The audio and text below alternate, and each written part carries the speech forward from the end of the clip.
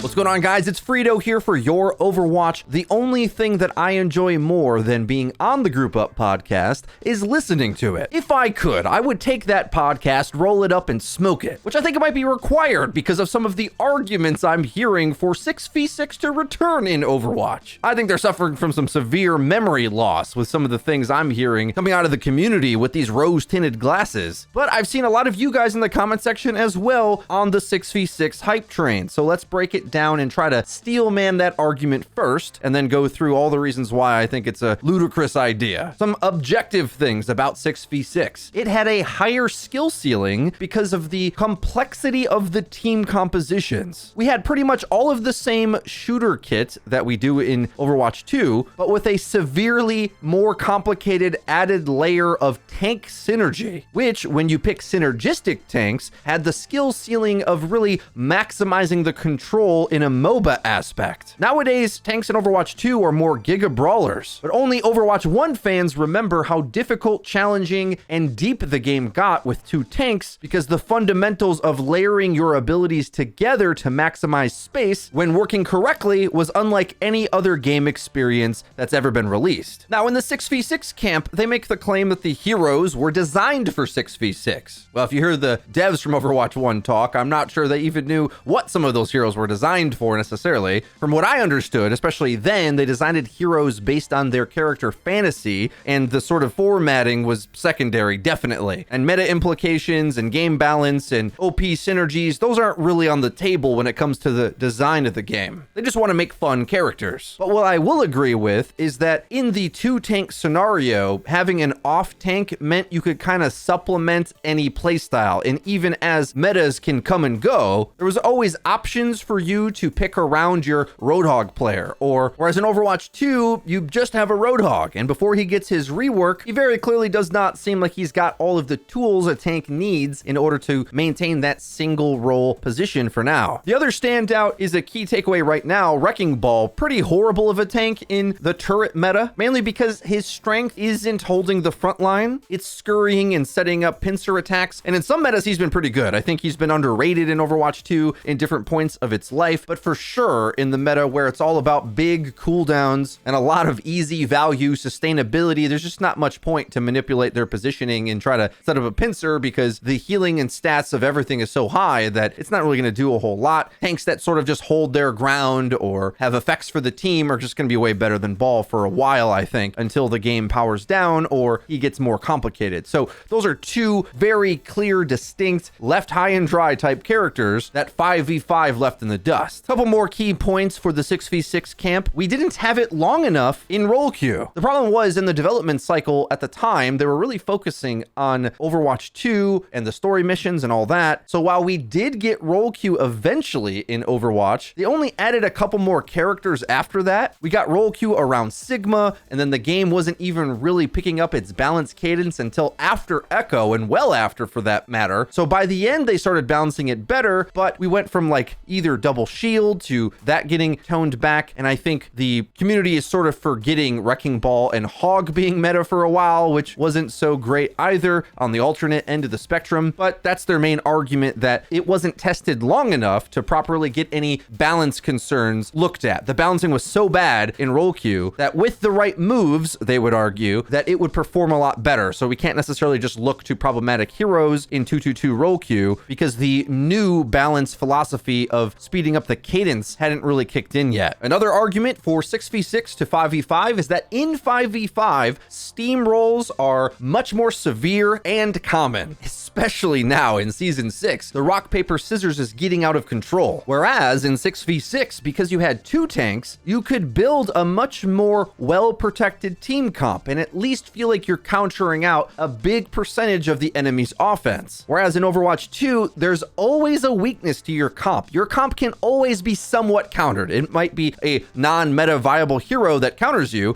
but there's always openings for those heroes to make plays on you. Whereas in Overwatch 1, it was much more more about making stable team comps and playing a more, let's say, teamwork-based game, as opposed to a counterpick, skillful, deathmatchy style game that we have in 5v5. So the strategy, I think it's safe to say, was less turbulent. In Overwatch 2, there's strategy there too, but it can get you really hard and fast. And you sort of just have to counterpick in order to stabilize things. Otherwise, you can get rolled forever. In Overwatch 1, the defenses were so much higher that swapping your tank composition specifically, but also the tanks and supports together, you could at least slow the game down almost for sure. In comparison, 5v5 is far more chaotic, because it always feels like even after you counterpick one thing, if another enemy decides to counterpick you, well, now you're on the back foot, and it kind of goes back and forth with the rock, paper, scissors in the asymmetric 5v5 team comp formation. Okay, I'm sure they have more arguments than that, but those are, I think, the strongest points. A lot of them are just straight up logically true. My issue is where there's some higher truths that are above all of these things that make me conclude for sure 5v5 is undoubtedly the right way to go, and I think we should just silence these 6v6 talks and instead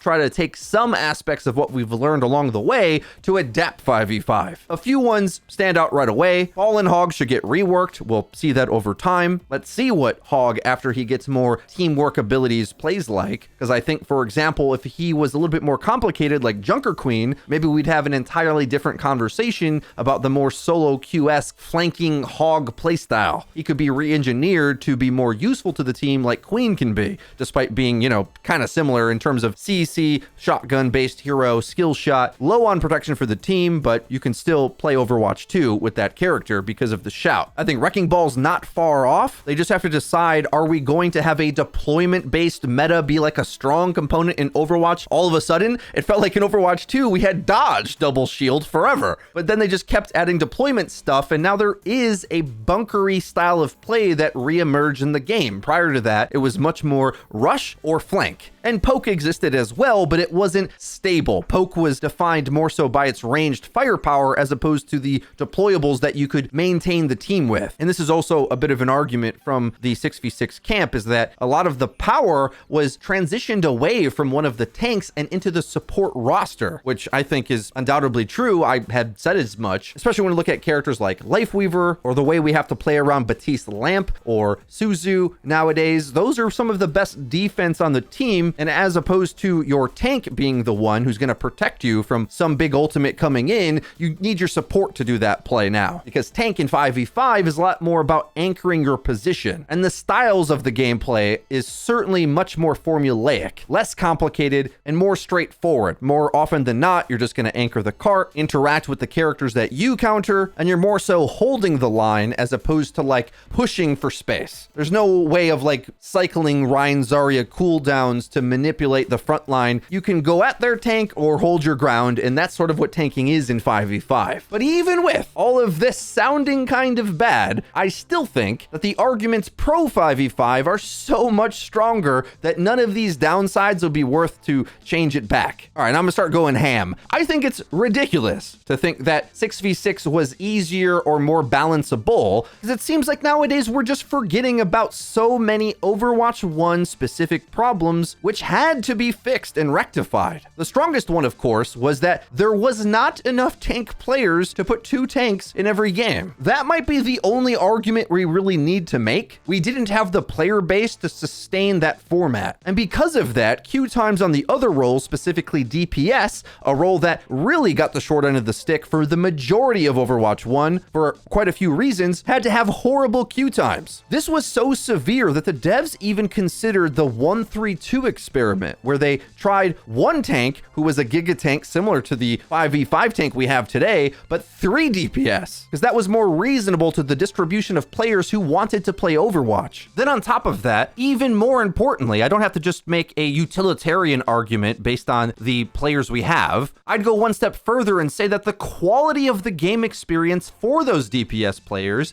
is way better in 5v5. They're the majority of the player base, and in 6v6, because the gameplay gameplay was so much about tanks, most of the DPS players' experience was shooting tanks. Let's just forget the whole like double shield problem. Pretend that's not even a thing. Most of DPS players' game experience in 6v6 is just trying to get around the tanking, as opposed to 5v5, where I'll admit, when I play DPS, I can be a big crybaby if I don't like what my tank's doing, but I know at the end of the day, even if they're losing the battle on the front line, I always should be able to get value on the flank. In Overwatch 2, there's wide open flank lanes, so you can help your tank or you can flank. Doesn't matter if you're getting counterpicked, losing the game, whatever, and I think players are really undervaluing the quality of that experience. Getting steamrolled in Overwatch 2 can be really tough, but the counterpicking in the DPS category exists as well, whether it's on the hero choices or on your playstyle. So even if your tank's getting countered, you can at least shoot the enemy. You might still lose, you might get stomped, you might get all that, but it's not the same experience as having the enemy have two tanks that you just can't interact with the entire game. Losing badly in Overwatch 2 happens just like in 1, and in some ways people would argue it's harsher, but I don't agree. I think you at least have openings to get some eliminations, whereas in Overwatch 1, the RPG team comp builder aspect of it was so severe, there were situations on maps where you could not shoot the enemy, ever. You start losing the frontline battle, the game's just over. You might as well sit and spawn as a squishy character. Actually unplayable. Just because you're getting steamrolled in Overwatch 2 and the rock, paper, scissors is severe, you still get to play. You still get to shoot at the enemy at some point. You can still get an angle, hit a headshot, make a combo, land your ult. The gameplay experience is still playable. Overwatch 1 in many cases was unplayable, and the biggest way that it was unplayable is the gap between your team comp being bad and the enemies being good. Let's just put meta aside. That can make it more severe when there's a balance patch that promotes double shield and your team wants to play something that just isn't viable for the meta. Just forget that. Across many metas in 6v6, if your team didn't have a synergistic comp, you kind of just couldn't play the game. And in 5v5, you may still lose because of the rock, paper, scissors matchup not going your way somewhere. Right now, I'd say if you don't have a Bastion and your team isn't countering their Bastion, it's just going to be a hard time. If they go Orisa and you target the Orisa and they got a Lifeweaver healing it forever and you never target him, well, good luck. There's just certain things like that in 5v5 that are super oppressive, let's say. But I sincerely feel that the community just isn't very good at this game yet. A lot of the comms that I hear and a lot of the arguments for certain things, the rapid balancing in 5v5 has really let the player base sink into complacency and just expect the game to solve it for what they want to do and play. Whereas 5v5 is more complex and emphasizing counterpicking. I think it's too severe and I'm not a huge fan. I'd rather have draft and all that, but they want counterpicking in the game. So by their own design, counterpicking makes sense. And we argued for a long time in Overwatch 1 that it didn't. I was happy when it wasn't so relevant at the start of Overwatch 2, I'll admit that, but the RPG team comp builder aspect of 1 was so much more important than just counterpicking, really, because the things they could do to protect each other was so much harsher in 6v6, whereas, as I say, in 5v5, there's always kind of openings for you to flex your hero pool around. So if you like to play a lot of heroes, I think 5v5 is great, especially if you like running back to spawn to swap on tank. But I think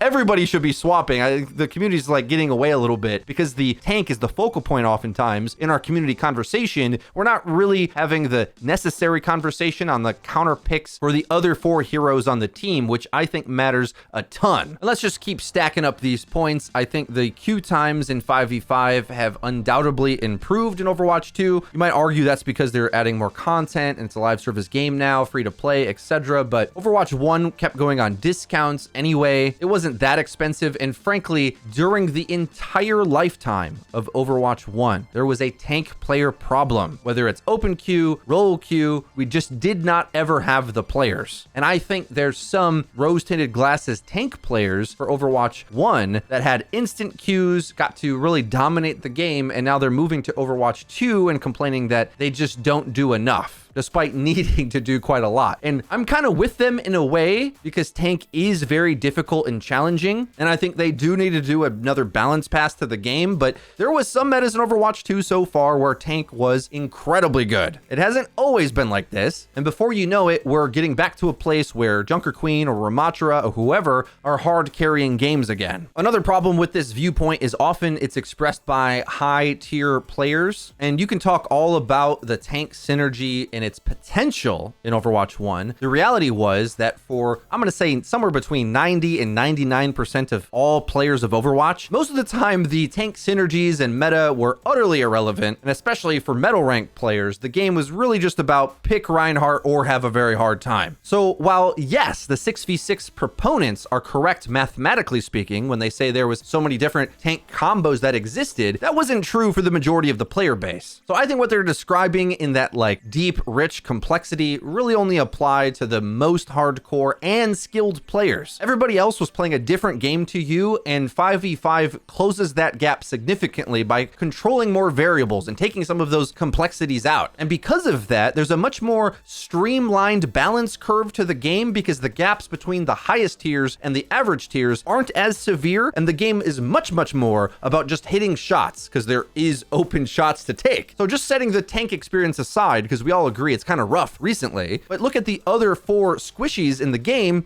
thankfully, and for the better in every single way, moved away from needing to hold the hand of your tank constantly and play with them as a death ball perfectly, making an RPG team comp builder comp. We're not doing that anymore. Instead, now as a DPS or support, you can get your position, hold it, land your value, and that's what the game's about. 5v5 is way better like this. And because that's the way the game plays, the heroes can be reworked to kind of have a much more reasonable distribution of power. What I mean is, in 6v6, the synergies were so high, the outlier heroes were so much more severe, whether it's Symmetra, Bastion, etc. They could never have too much, and it's even worse for the tanks for that matter. They just utterly couldn't design tanks. They didn't know what to do with Orisa because they wanted to have this bunker playstyle, but they also had Sigma doubling down on that. In the end, it feels like their vision for that old Orisa character got reworked into Ramatra, and the gap between boring, halt, and bunker compared to poke you down and take opportunities to close the gap with Ram. I don't know. I think Ram is an awesome character in Overwatch 2, but I also did enjoy playing bunker in Overwatch 1, and it's just like a more interesting, less BS way to play. I want to elaborate more on the gap between high-level gameplay and the average player, because there was plenty of tank characters in Overwatch 1 that just couldn't function in most metas unless you positioned perfectly, because they had to be balanced with the mindset that the potential synergy and top tier positioning would cycle their cooldowns and be so oppressive that the balancing had to be toned back on those characters for their peak output. Otherwise, they would dominate the average tier of play. Remember, there was metas where Reinhardt was unplayable at higher tiers, but was the entire meta tank for the rest of the players. Imagine that. This is an argument Flats would go on, and I'm almost coming at it from the other end of it, making a different conclusion looking at the same evidence. He says that it's kind of bad that you'll go through the ranks on Reinhardt and then get up to the high ranks and realize, well, you actually can't really play him in Grandmaster. So good luck getting there on that character, but now you're out. I honestly think now there isn't that massive fall off between playing tank at the average tier of play and playing tank at the top tiers of play. The gap is much shallower. Now, what was sacrificed is higher end depth, but if only a few hundred players are actually actualizing that anyway, what's the point? Like, good for you that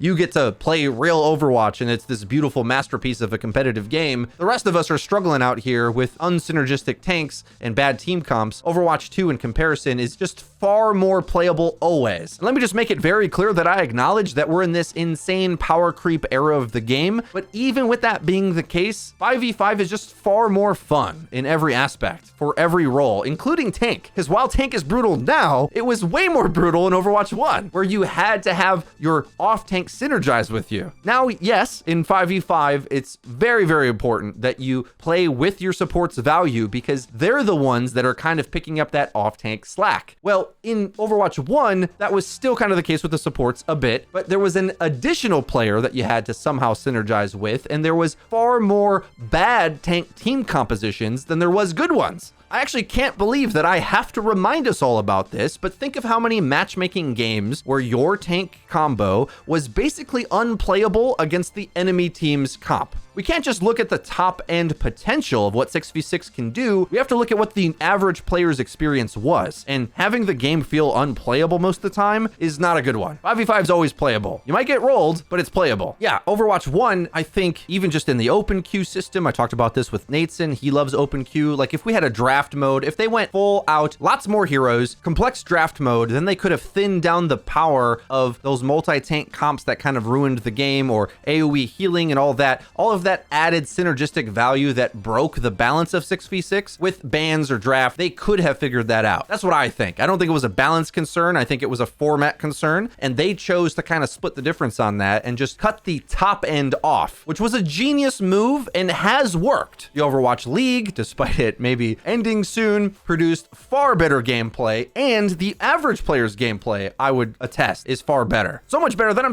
confused why we're even bringing this up nowadays. In Overwatch 1, you legit felt like some matches you loaded in and you couldn't play. Kind of like going to the playground, getting everybody ready to play basketball, and then the one guy who's supposed to bring the ball brings a rugby ball. Yeah, good luck bouncing that. And then for the rest of that match, everything's off kilter and basically doesn't function because your team isn't playing the pre-described synergistic tank combo that your team just had to pick. I will take rock, paper, scissors over that. Certainly. The reason is I feel on all three roles, you do have options to counterpick anything the enemy throws at you. Okay, might be a bit lame that we got to counterpick all the time now, but I'd rather have the tools in my hands to counterpick and know it's up to me, as opposed to my tanks or my other tank in 6v6 just doesn't want to play the game today. While you could argue in 5v5 having one player that's throwing is more severe, I disagree. I think in 6v6, the playability of the game, let's just put winning the game aside. Like, winning shouldn't be what's important to the conversation.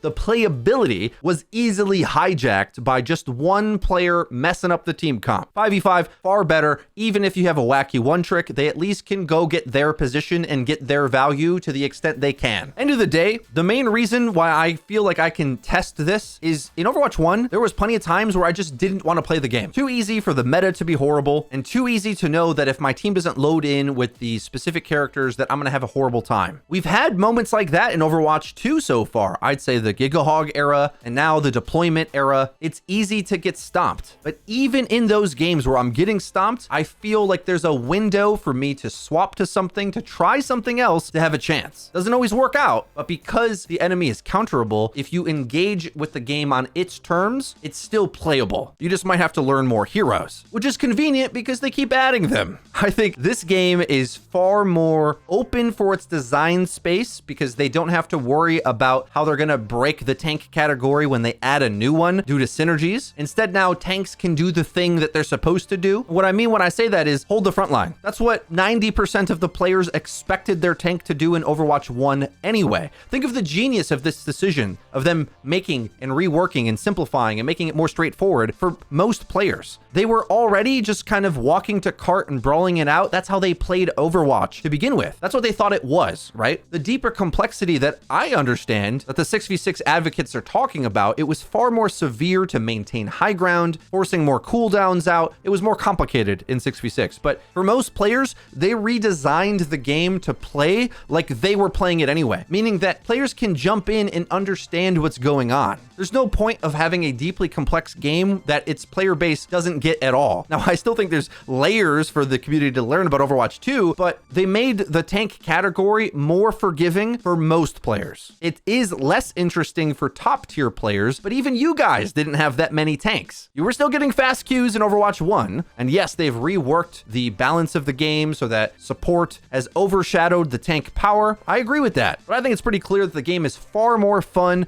more approachable, more playable, and more of a shooter, maybe most importantly. 5v5 playing like a shooter game instead of a, I don't know, deck builder like Overwatch 1. I'm sick of saying RPG team comp builder. I know I've said it so many times in this video, but I don't want to play a deck builder. I want to learn some heroes and go shoot some stuff for the most part, or set up or support a teammate doing that. That should be what the game is about, and it is. Some of the stuff we're shooting nowadays are deployables, but once you get those out of the way, you still get to shoot the enemy. Just straight up, so much more fun and adds so much longevity to the game now. While yes, losing some of the Overwatch 1 complexity simplifies the game a bit, it takes it to a place where we can be free to play and players can jump from trying Apex to like jumping to Overwatch, and it's not as severe because it is shooter game first with MOBA elements that you have to learn, as opposed to a full out pretty much MOBA game most of the time. The thing I think people forget about when we have these conversations is like it only really applied to such a small percentage of players in that 60 million or whatever sales for Overwatch 1. Most of them liked open open queue. And the sweaty try-hard roll queue variant that the hardcore community wanted wasn't what the average mainstream player wanted. Just because they wanted the dream of open queue doesn't mean that they wanted all the downsides that came with it, because in those games, you might not have a tank, and the enemy does. And all of a sudden, their game is way easier. Or they're running a good comp, you have a bad comp, way too reliable. The gap between the comp power of good comp versus bad comp was unplayable. And from a quality standpoint, even putting aside the player numbers and all that, I think there's too many stacking reasons for me to like 5v5. I can't even really find a gap where I would even consider saying 6v6 has a leg to stand on, because I think every single point that they make falls flat when faced with the reality of the evidence that we had for years. Yeah, that's it. Mic drop. I've been Frito for your Overwatch. Like the video and hit subscribe, and don't forget to hit the bell icon to actually get notified when our new videos come out. We'll see you guys next time.